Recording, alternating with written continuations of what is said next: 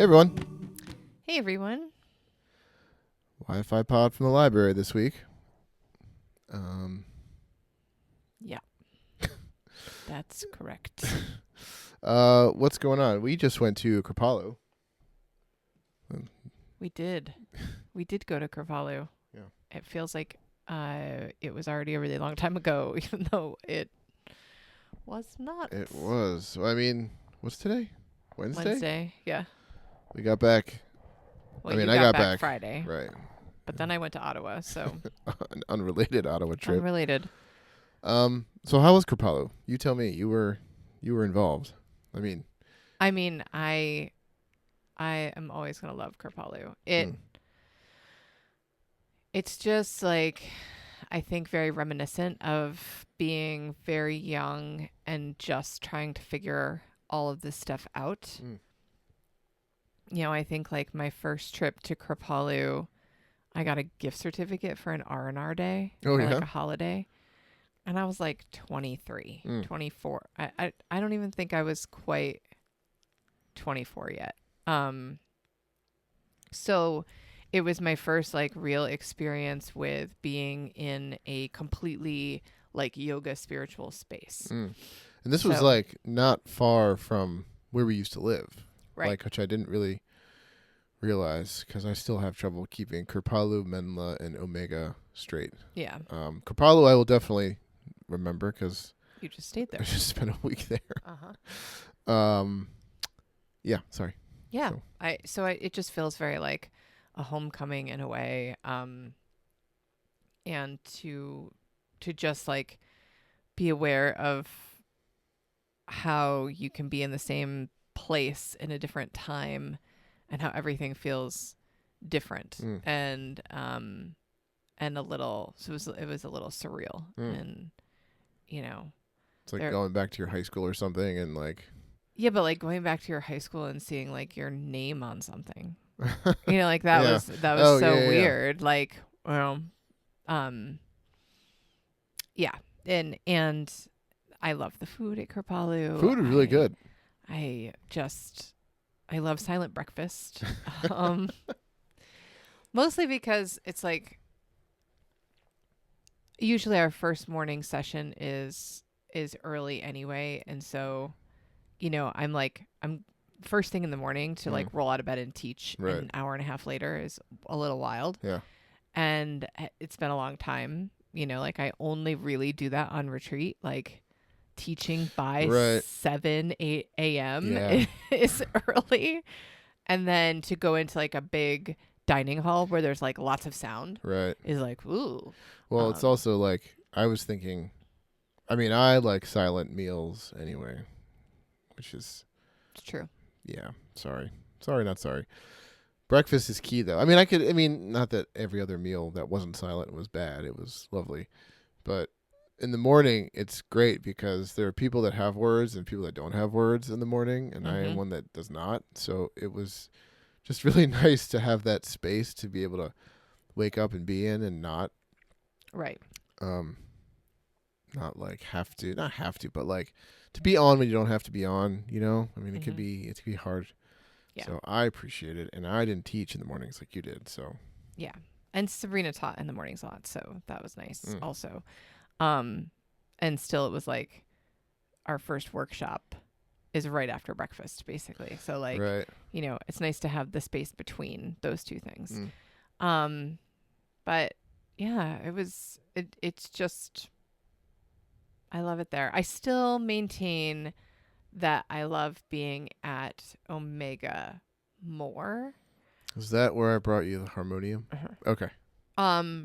And mostly I think that it's because I love like the grounds. Like I love walking from building to building. I would not want to do that in the winter, and it's not open in the winter anyway, so it's like a non conversation.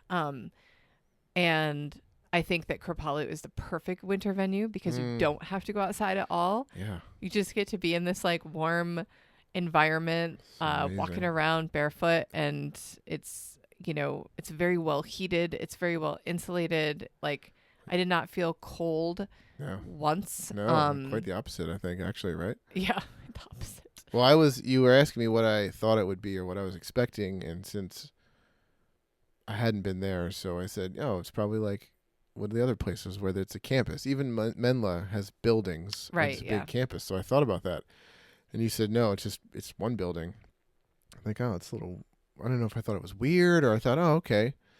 But boy, was I happy that I did not. I mean, I think I didn't go outside for like 2 days in a row. Yeah. And I didn't have to. It was so And it's nice. just this massive Yeah. labyrinth Uh-huh. of a building with just multiple floors. And yeah, and the energy is good there. It always feels very relaxing and peaceful there, even when when it's busy because of like the retreat schedule is busy.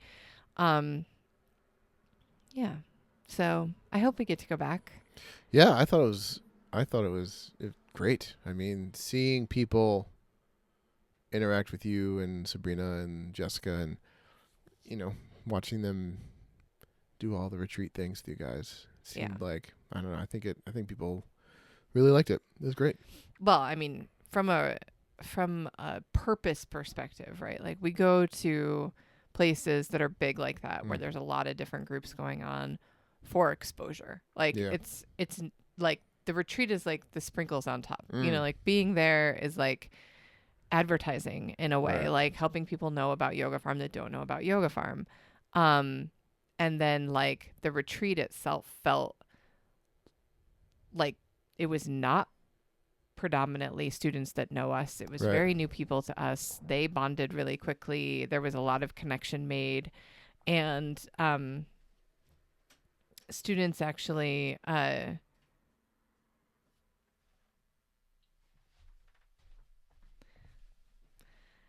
there was a lot of connection made, and students even signed up for retreats that are in the fall. So that's right. They had a profound experience with a group of strangers, including us. We were strangers to them. Right. So all of that was like success. I Yeah. felt very, very successful. Yeah, it was great. What did you think about Carvalho? I mean, like I guess the grounds in the building were awesome. I mean, as far as there was I don't know. My mind goes to the word chapel, but that isn't correct. I think it was on the same floor that we were in, the forest room, that enormous room. Oh yeah, the big room. Yeah, that room was Main cool. hall. Yeah, that room was amazing. Yeah. And there was something similar on the lower floor too. No, but I thought it was really cool. Accommodations were minimal. And we had the fancy rooms. Which I guess is the point. We did have the fancy room. The guy checking us in thought or said something like, was referencing Parks and Rec. He's like, oh, the big room. Treat yourself. I said, oh, I can't wait to see this. Oh, all right. Okay. Yeah, I mean, very sparse. Very minimal. Yeah, I'm still also wondering why. Was it just to make the room feel bigger? That the wall separating the sleeping area from the bathroom was just a glass door? Is that like because it's a shower? It's like you could just swipe the curtain and look right into the bathroom. Yeah, I think that they did that probably so the bathroom didn't feel like a cave. Yeah, I guess so. So like I think it was more about not like the room that you're staying in, but then I was thinking about like hotel bathrooms. Yeah. Hotel room bathrooms. And I'm like, they all are kind of cave-like. Like they No, don't yeah. have windows. So weird. it was very interesting. I don't know who designed the annex of Carvalho, but it felt very cold, like energetically cold, concrete, very masculine, and very minimalist. Yeah, very. Yeah. I mean, the sauna was great. I checked that out. Yeah. That was good. I checked that on the day that I went to like the weight room that they had. It was cool. No, it was great. I would totally go again. Yeah. If we went back there, 100%. 100%. And that was last week. And next week you're going to Guatemala. It's true. We are in the in between. Yeah. We're in the space between retreats. Yeah, which is like whiplash. Like I remember looking at the calendar. It's like, oh, there's 10 days between when we get back and when you leave again. I'm like, it's already gonna be 7 tomorrow. Like it's going by like so fast. Yeah, and it's kind of a long trip because it's not just Guatemala. Like we'll go to the retreat center a couple days early to get settled in, and then we have the retreat there, and then we need to go look at like 6 different properties Oh wow, in 6. Mexico. All in Mexico? Yeah, to figure out like to decide on one for 2026. Wow. So it'll be like So it's going winter. to be another one of those things where it's like we've stayed in 7 beds in 7 days. Right. Yeah. The winter of February, probably 26. Yeah. Look like. Yeah. Well, okay. That's okay. It's just like, what's going on? Winter of 25. I'm like, oh, We it are is here. 20. Yeah, we're there. We're here. Yeah, 2026. So we know that we'll be in Mexico. Around Tulum is the plan. Oh, And okay. so there's a bunch of different venues to go and look Nice. at. And as we have learned many, many times, what things look like on the interwebs and what you experience in real life are very different sometimes. So we got to go. How do you find these scouting trips? Like, do you like doing them? I mean, they're necessary. I feel like it's really hard to just pick a place online unless I you've mean, been there before. it's mixed. I have mixed feelings about scouting trips. It's the part of the retreat business, I think, that people don't really think about, because and other people maybe are more willing to just kind of like throw caution to the wind and book a place sight unseen or rely on the photos. And I have had too many experiences where I'm not willing to do that. And also what happens is like when I'm in the physical space, a lot of times it isn't just like, oh, this is the space. It's this is the space and this is the theme. This is the entire intention, like drops in. And like you get that spark when I'm there. Oh. Yeah, when I'm there. Like that's what happened for Witch Camp at Vanderkamp. And that's the one that's like in the Adirondacks. 2 hours away or something. Yeah, like when I went to visit, I thought like, oh, maybe we'll do like a summer rebirthing thing here. But then like the moment I was on site, I'm like, oh, this is East Coast Witch Camp because of just the energy of the space and the nature and the land. And, so like programming just kind of arrives. So that part of it, I love. I love when like I'm at a venue and the programming lands and this is very clearly the space and like everything kind of like, when we did the scouting trip for Guatemala, I spent most of that trip anxious, mostly because the places that we had visited, I did not have that experience. Oh. And so there's that concern, right? Like you can go and look at 6 different places and if none of them land, right, like you just spent all of that investment, like time and money to go see all these places and like none of them are going to fit. I mean, that didn't happen, but it was like, this next place we go to, like, like we got to go back to the drawing board, which is a bit of a setback. But there's really good choices in Mexico and we found some spots that are like family owned and, so it's just a matter of what's the volume that they can actually handle of people. And have you found that the list of questions you ask people that are running these places grows as you do more retreats? Yep. I feel like I've heard stories about things that you've encountered that you didn't think to ask when you were there scouting. Correct. And you only know of it because you were there with 30 people. Yes. And then the next time we go to a new place, we're like, so tell me about your septic system. Right? Yeah, I know. Planning a retreat, about, I never would have thought to ask the people, talk to me about your septic. Tell me about how, like, the maximum amount of people you've hosted here. There's so many things that, like, you just assume people have under control. Yeah. Yeah, never. Yep. It's interesting to have the thought of, like, maybe nobody has anything under control, actually. And to proceed like that and ask that many questions, like at this point, I would rather be thorough and that person that asks all the things than miss something because our students are going there and they trust us. And, I don't think it's assuming no one has anything. I think it's don't assume that everyone has everything under control. I'm sure there's things they have under control, but everything, right? That's a tall order. Well, and some of it too is like balance, like, and what are the things, sometimes I want like a rubric, like the food, the food is the most important, right? So did they nail the food and what is that scenario? 'Cause that's going to give you more points in that category. And And then sometimes it's like, what is the like what is the level of hospitality, and can that Yeah. be wiggled with? Like, can we bring a full team with us? Can we bring like 4 people on Hmm. this retreat to be supportive of students? In which case, maybe we don't need that level of hospitality from the Mm. venue. Right. So it's just, and we can't know that unless we go Level there. of hospitality. What can we expect that the people working there will do? Right. Don't assume you think you know. Don't assume. It's like the real Um, world. You think you know, but you have no idea. I mean, that place in Guatemala that made me cry, Not in the good way. not in a good way. Um, I mean, I was carrying my suitcase. Like, thank God we had rented a car Hmm. and left one of our suitcases like in the car.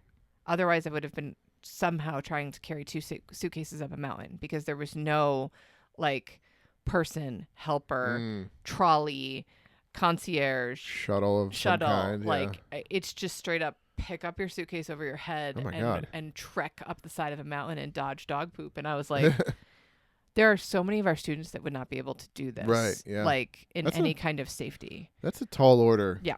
For a retreat space. I mean, I think if you look at it and you say, I can't do it for this reason, that's not unreasonable. No. You know? I mean, that place was like definitely catering to like the nomad Under 30. 22-year-old. Yeah. No one over 35 is going to do that or sleep there. No. No. So, yeah, it's a mixed bag. Like, there's parts of it that I really love, and I love getting to see new places always, and meet new people that love to do this work in the world. Like, that part is great. Having curriculum and like immersion agendas drop in while I'm there is great. It's hard for me to sleep in like a different bed every night. Like, I a little bit come back home after a trip like that, and I'm like, whoo, like I don't, it's such a whirlwind. Like, Oh, yeah. it feels so fast. I could barely do that when I was in my 20s. I can't do that now. Oh, yeah, good for you.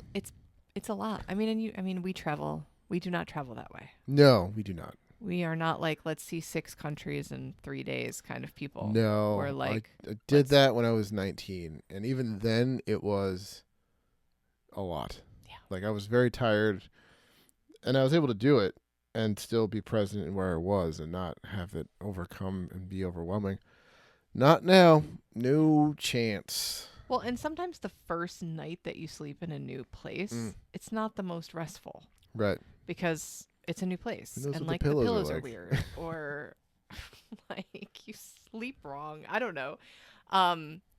So like when you're in a new place every single night, you basically just have a string of days where it's not the most restful sleep.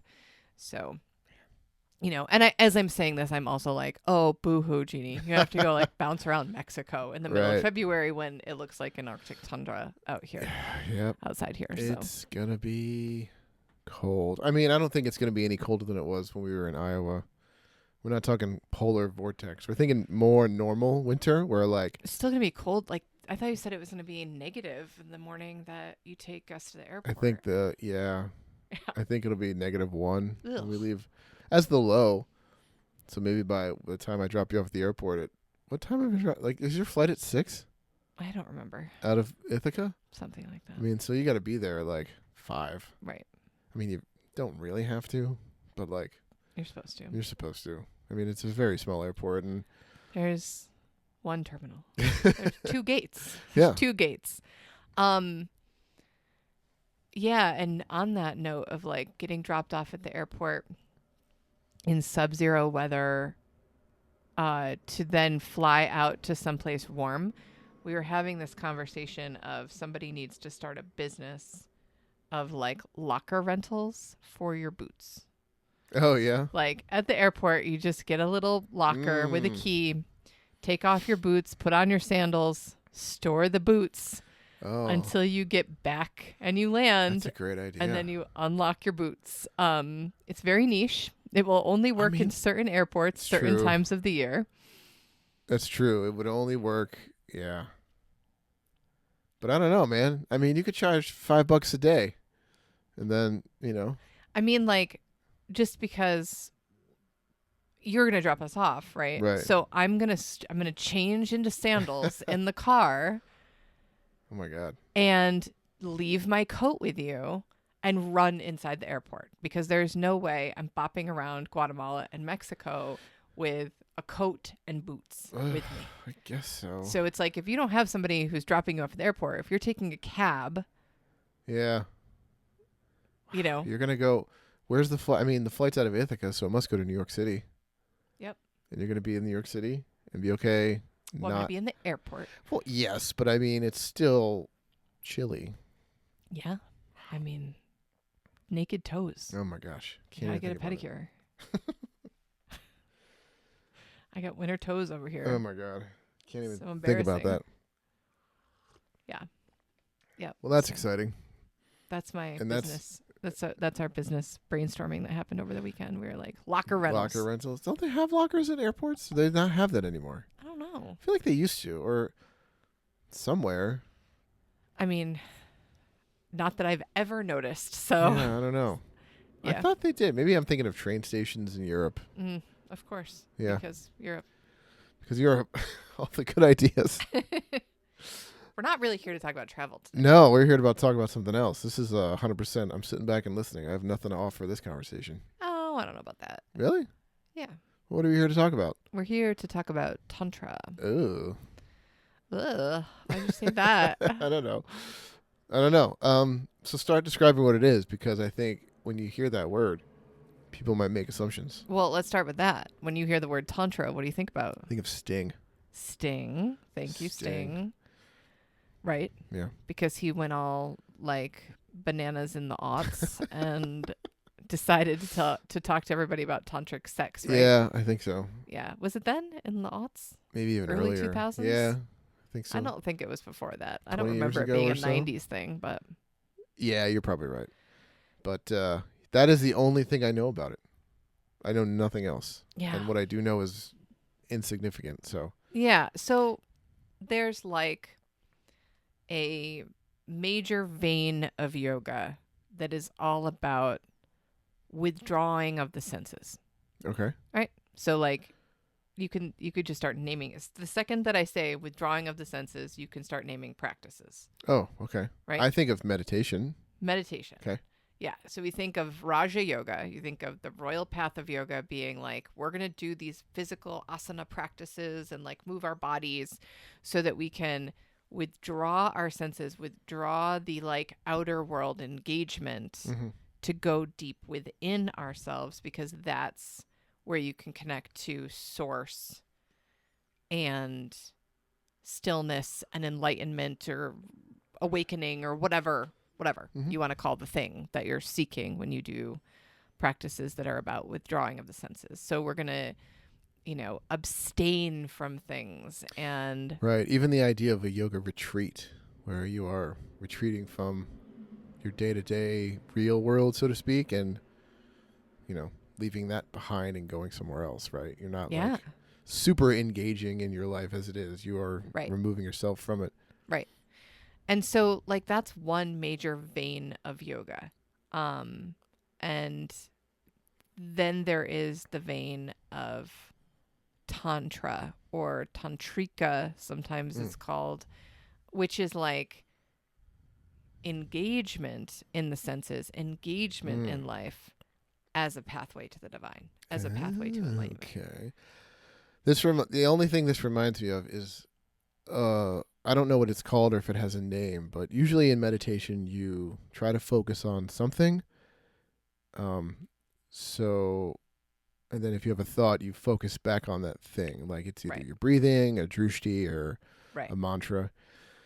There's another type, I don't know what it's called, but instead of trying to focus your energy on not hearing things, essentially, Mhm. you actively listen and like name and list all the sounds you're hearing. Right. And it's a different kind of focus. So is it kind of like that?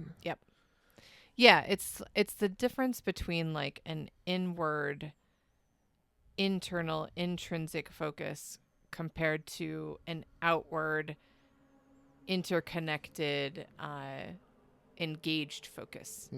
And so they're just two different paths. And like people can argue forever and ever about what is a more effective path. And I think that different people are drawn to different paths, and different people have more resonance with one path over the other. You know, when I was in my mid-20s, I had this like I just had this like deep, sad, depressive experience around spirituality, because I've always been, as long as I can remember, like I remember in 3rd grade doing my like geography report on India. Oh yeah, I remember You know, the story. I remember being in 5th grade and visiting the Natural History Museum in New York City and just staring at like Eastern iconography and statues and Buddhas, and like being like overwhelmed with awe.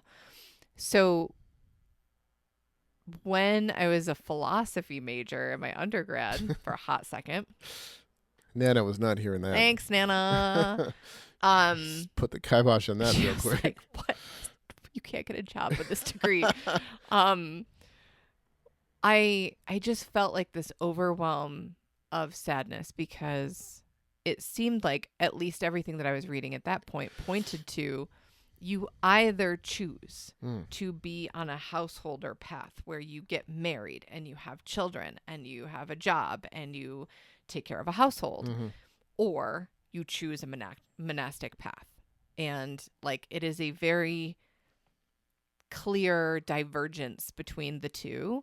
And being a householder with all of those outer world, material world responsibilities and attachments, like, would impede your spiritual path. And then there's a bunch of stories that support that, right? Like when we think about the story of Siddhartha, right? Like, it was like he had to give up the path of his family and being with his family in order to go and meditate and seek enlightenment. Like, it's like, I have to withdraw from this. And that felt like heartbreaking. Like, well, shit, you know, I don't want to. I don't want to give up the path of, you know, being a mother and a partner and a friend, and being in the world with other humans in order to have a deeply profound spiritual experience. So,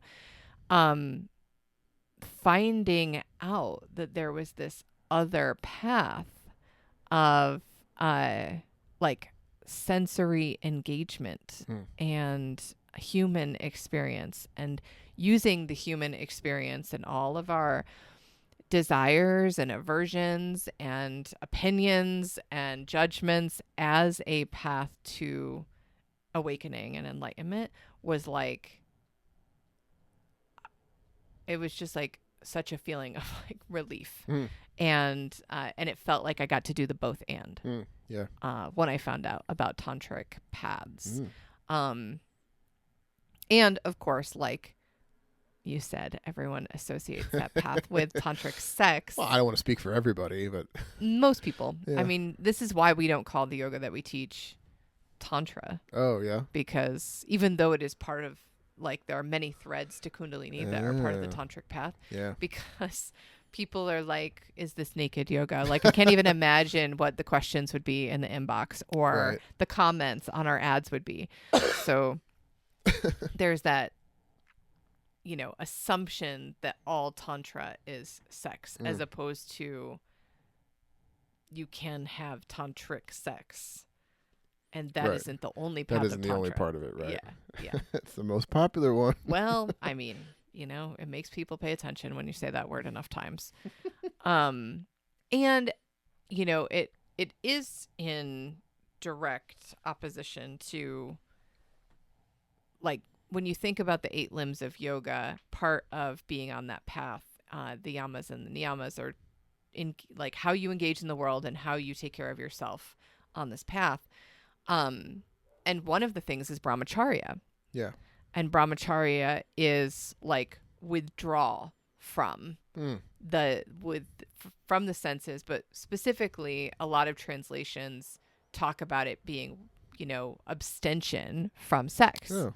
So it is a very clear difference Yeah. between a tantra path where there's a thing called tantric sex and another path that's going to talk about, actually abstaining from sex and sexual activity, which isn't exactly what it says, like translation after translation after translation, right? It's more about having right relationship with your energy. Hmm. So being conscious of making those choices is really what brahmacharya is about. It's not like you can't. Right. It's like, don't be willy-nilly about it. For lack of a better phrase right Well now. said. Well, okay. Yeah, so the path of Tantra felt like, oh, I can do both. I Yeah. can be a mom, I can be a teacher, I can be in community and relationship and still be on a deeply profound spiritual journey. Yeah. Nice. Yeah. What else? Because I didn't even know what questions to ask. Like, so how do you practice it? Or like, you said it's like already kind of part of what we do. Is it only in like the Kundalini part, or is it involved in like the vinyasa type of yoga that we do a little bit of too?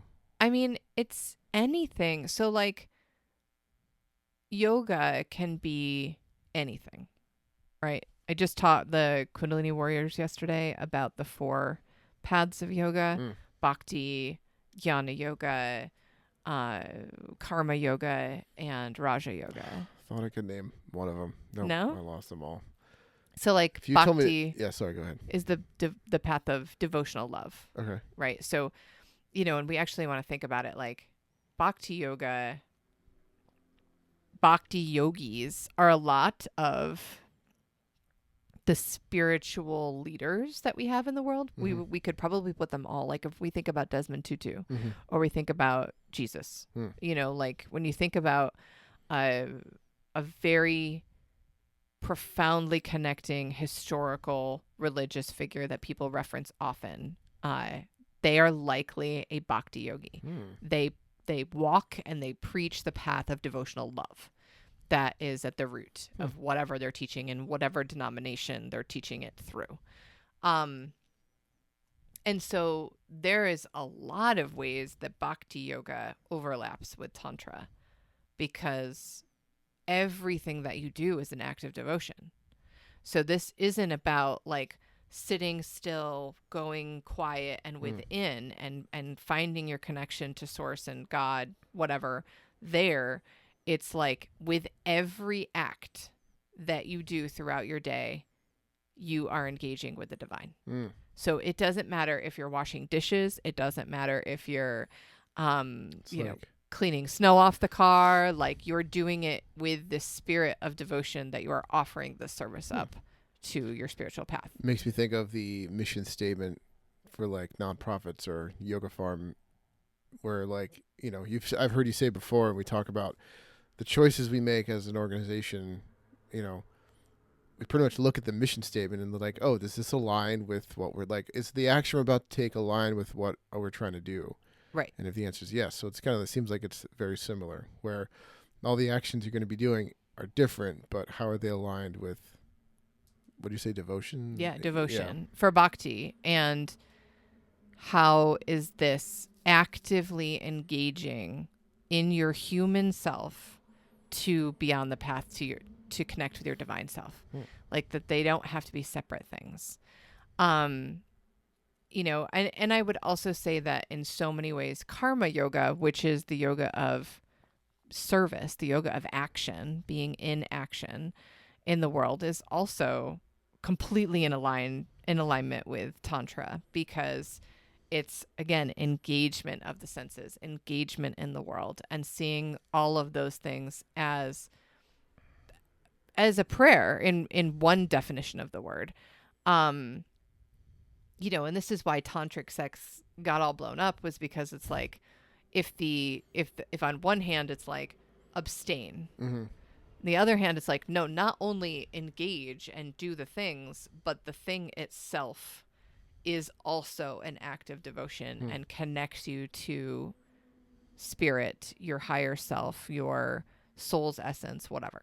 Right. So, like, not only is it like you can do this thing, but it's like this thing actually promotes your path towards engaging with the divine and your connection, your soul's connection with the divine that is ever present. So it's just it's that reality. It's like there's nothing to get rid of or release or avoid in order to have the keys to the kingdom. Like, and instead in Tantra, it's like everything that you do, everything that you say, everything that you engage with, the work that you do in the world, all of it instead is the path to the divine. You know? And I think like often different writers and poets and, you know, like the poetry of Rumi is definitely like very tantric in poetry. nature, very bhakti yoga in nature. It's all just about like every breath that you take, every situation that you're in is. I thought you were just about to start quoting the Police song. Would be really good, wouldn't it? Every move you make. Yeah. So I don't know. Sometimes I feel like bummed out that there's this very narrow perspective of what Tantra is because of how it can be also so easily understood as everything if you're doing it within that intention. Do you use that word or like frame it that way in Kundalini Warrior or Spiritual Warrior? Yes. Yeah. Okay. Yeah. We talk about that a lot in those programs. I wouldn't think you would avoid it. I mean, I don't know if there's like a whole like lesson on it, but I mean, I think I would be shocked if you didn't mention it and like kind of clarify what exactly it means, because I think I'm not the only one, like we said before, to have that like, oh, what do you think when you hear this word? Anything else? Yeah. Nope, that's it. No, that's it. That's it. Sting. Sting.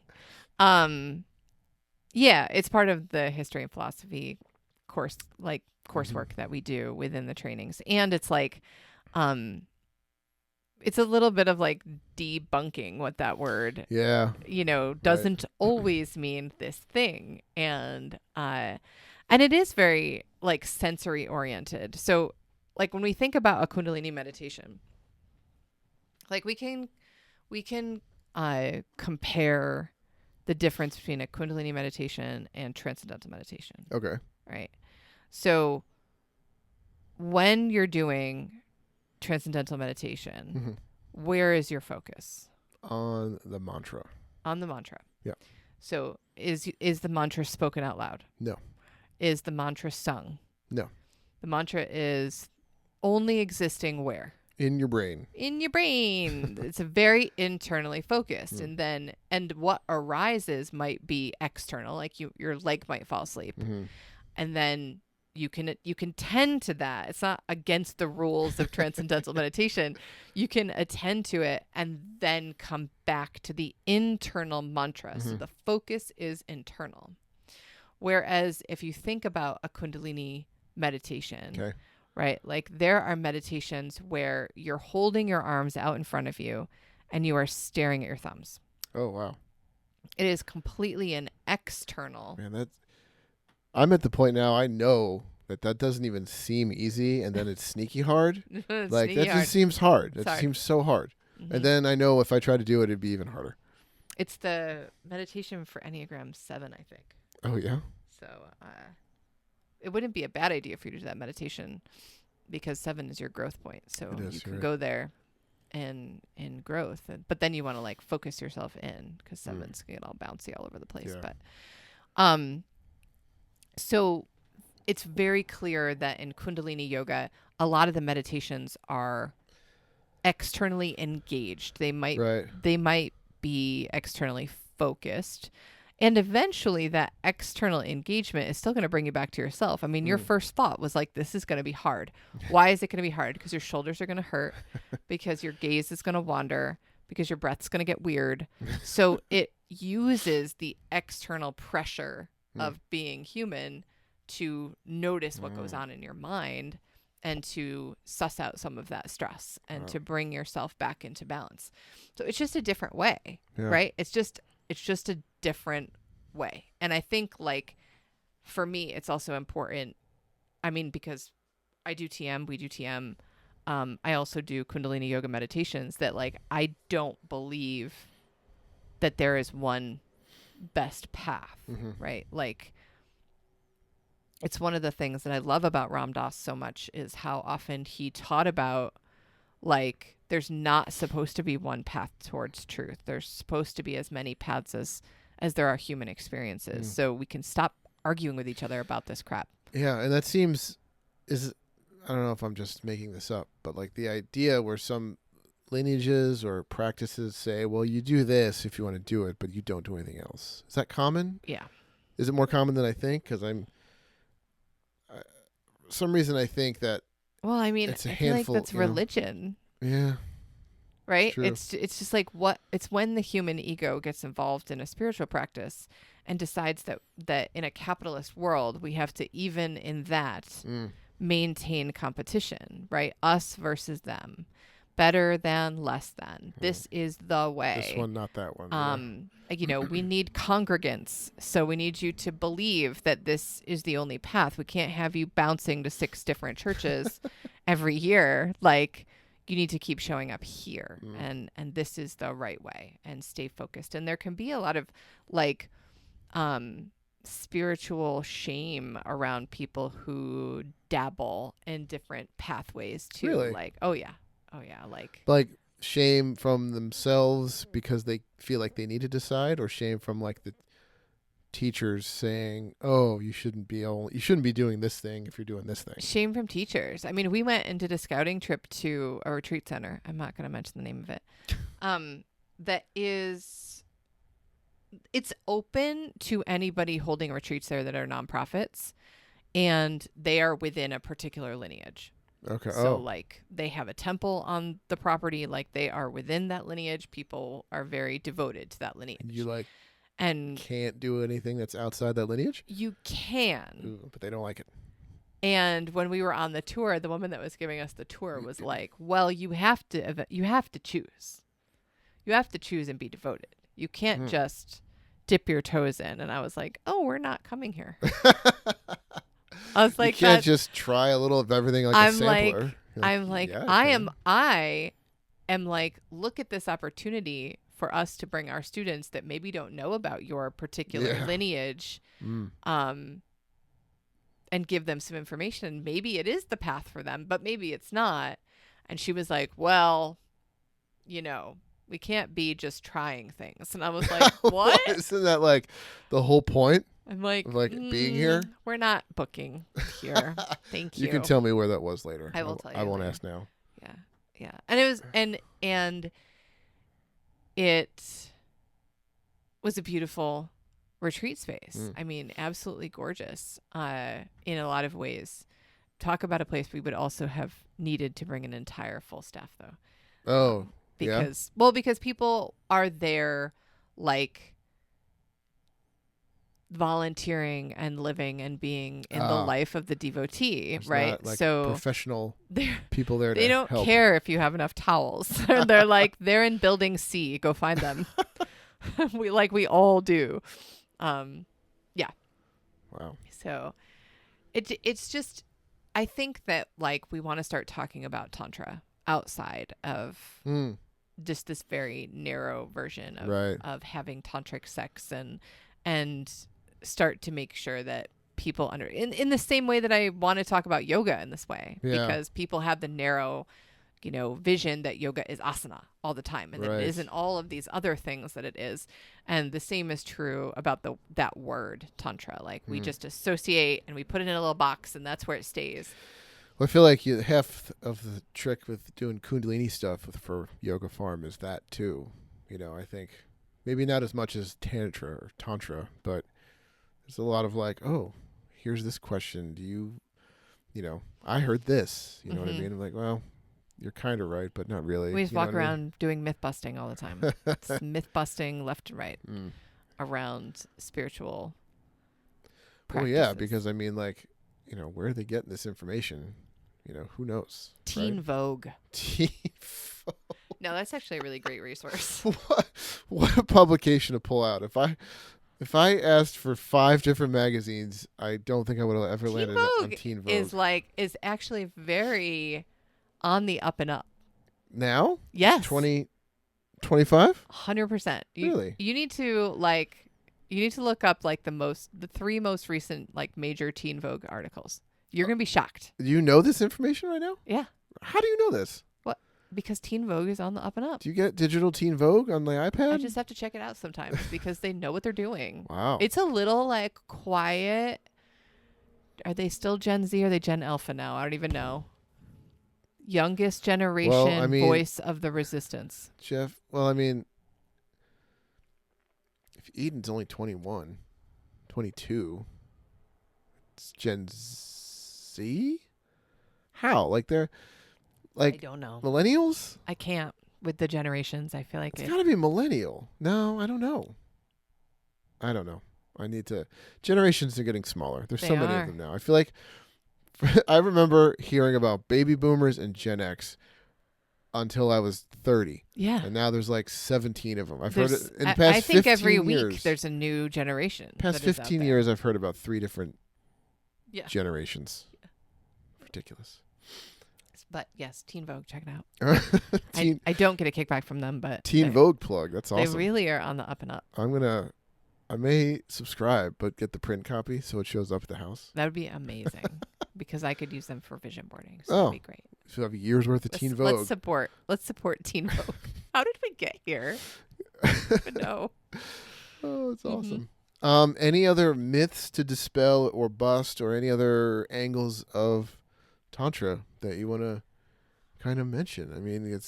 I will say, because sexiness makes people interested. It sells, if you will. Wow, that's a very catchy slogan. I'm sure someone might use that. Tantra is engaging of the senses. It's engaging. It's full. So like you could isolate a sense and engage in pleasure with whatever that sense is. And that is tantric yoga. Really? Okay. So if you're ever doing like one of those mindfulness chocolate meditations, I used to do this all the time with my high school students to get them to just like slow down and do one thing for a hot minute. You put a piece of, Dove chocolate in your mouth and you just like let it be. You let it melt.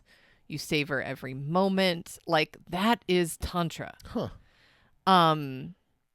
All of these slow movements that are coming about, right? So for a bit, there was like the slow food movement, the antidote to fast food, where you're going to get local ingredients. You're going to make your own bread. You're going to make your own pasta. Like the slow food movement came about. That's also Tantra. You're engaging with the senses of making the pasta and rolling things out and forming things with your hands. Like all of that, you're engaging. I don't really remember the slow food movement, but this sounds like a Gen Z Christopher Columbus generation. So it's like this new thing called the slow food movement. Which is like, get this, how we did it 200 years ago. Buy the ingredients and make it at home. Slow food movement. Yeah, they're discovering things that have already been discovered. And not just that. The slow food movement was also about like food has being to conscious of how many miles, right? So like, is there food that you can eat within a 200-mile radius? Do you need to eat blueberries right now from California? Like, because we don't eat seasonally anymore. Right. So that was also part of it. There were really great parts to the slow food movement. Knock the slow food movement. And now you're gonna love this one. Oh boy. There's the slow book movement or the slow reading movement. I'm king of that movement. Where? Are you kidding me? You read so many books. Yeah, but I'm a slow reader. You read way faster than I do. You're a slow reader, but like it's beyond the consumption being slow. Like the food movement doesn't mean sit at the table and eat for an hour and a half, of which you also would be the king. That's more a necessity than Right. lifestyle choice. It's more a life-saving choice. But the slow book movement is also like to release the pressure from writers to constantly crank out the next book, and how frustrated readers can get if they have to wait too long for the next book or the next book, right? So like to let the writing process, the creative process, so there's slow art movement, like let the process unfold and not be so hyper focused on the goal, which is what tantric sex is. It's like we're not going to focus on the end result here that will last a second, right? we're going to focus on the entire process. It's about the journey and be present for the entire journey. So all of that is tantra. You know, slow travel. Yeah, where you're not doing the thing where you're trying to go see 7 countries in 10 days. Like you go somewhere and you stay there and you eat at the local spots, and it's not like, and it's also not like fly to a resort, you know, do excursion after excursion after excursion every single day and then like boom, fly home. Like it's about immersing yourself, slowing down the process of being in space and savoring it. I appreciate the sentiment, especially like the slow book or art movement, because I feel like there's 2 series of books. I haven't read either, but one is like Fourth Wing. It's this like, I don't know, magic school with dragons or something. And I feel like the book came out a year and a half ago, the first one, and the fourth one's already out, maybe 2 years ago. I feel like it's very fast. That and the like Court of Thorn and Roses. Like, it's just sex fairies, and it's just what I hear it's about. I wondered what that was about. I keep seeing people posting it on like... That's what I hear from TikTok, basically.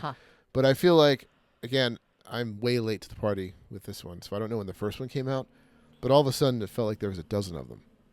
So, I mean, I am totally on board. But then you also have the George R.R. Martin, where, like, we're waiting for the Winds of Winter, and the book that came before was from 2011, and there's still no book in sight. Nope. Like, people think he's not going to finish the series, which is kind of a bummer.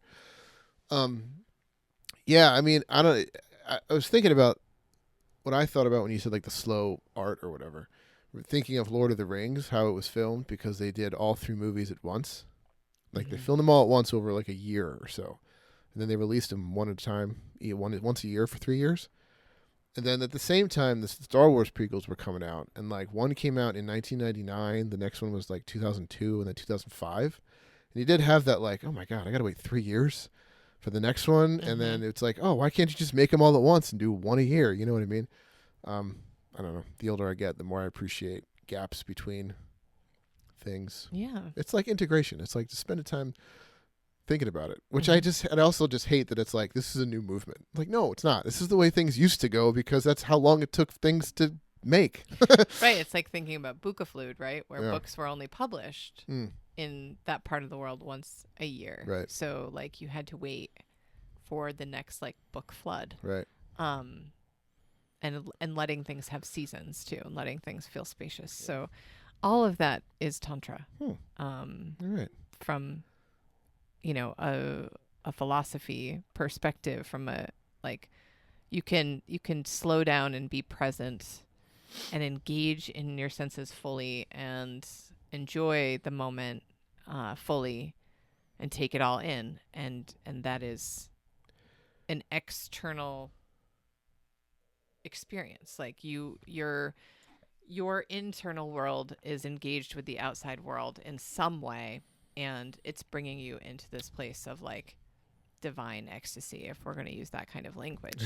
I feel like the slogan for Tantra should be like, slow down, take it all in. Take it all in. It always goes down smooth. It doesn't need to be a rush. We don't need to rush everything all the time. I'm going to start saying that when everyone's just like, what are you doing? I'm like, I'm doing Tantra, whatever I'm doing. This is Tantra, pack the car. Okay? We're just doing it slowly. I mean, it might be your superpower. Look at that. Who knew I was such a tantric master? don't think Let's I- not put that on social media. Yeah, you're probably right. Yeah. Cool. Cool. Yeah, I think I'm about to go tantra nap. Nice. I'm very tired right now. Yeah. I'm gonna go- We waited too late in the afternoon to podcast. we did. We Oh, hit the yeah. This is meditation time. meditation nap zone. Yep. That's all right. All right. Let's go tantra nap. Oh, I love it. Sounds great. Let's go do tantra other thing. Well, I shouldn't say that. No. Mm-mm. For the Wi-Fi pod, this is Matt. This is Jeannie. Thanks, everyone.